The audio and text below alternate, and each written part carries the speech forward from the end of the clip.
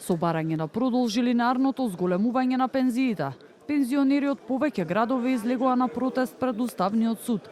Реагираат на најавата дека судот ќе оценува уставноста на членот од Законот за пензиско и инвалидско осигурување, со кој се регулира линеарното усогласување на пензиите. Председателот на иницијативниот одбор Зоран Трајков порача дека пензионерите не смеат да бидат поделени и дека со процентуалното зголемување би се продлабочил јазот меѓу најниската и највисоката пензија, кој според него би достигнал со однос од 1:7.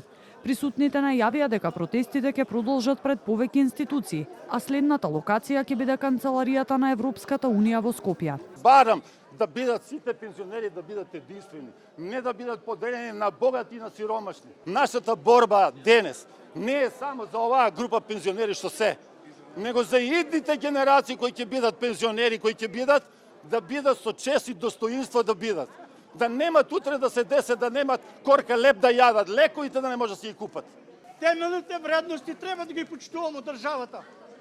Тие темелни вредности треба Уставниот суд прв да ги примени. Член 8, став 8. Сите закони, сите досега донесени правилници не се користат во корист на граѓаните, во корист на сиромашниот пензионер. Пензионерите минатата година, како и годинава во март, добија линеарно зголемување на пензиите од по 2500 денари. Во септември на картечка добија уште по 1000 денари, а следната година во март треба да има ново согласување од 1000 денари. Од Уставниот суд претходно информираа дека за членот 2, со кој линеарно се зголемуваат пензиите, се уште нема конечна одлука. На седница бил изразен сомнеж во неговата уставност, но постапката продолжува. Судот нема да ги разгледува претходните две зголемувања од по 2500 денари, а за новото усогласување и понатаму се пребираат мислења.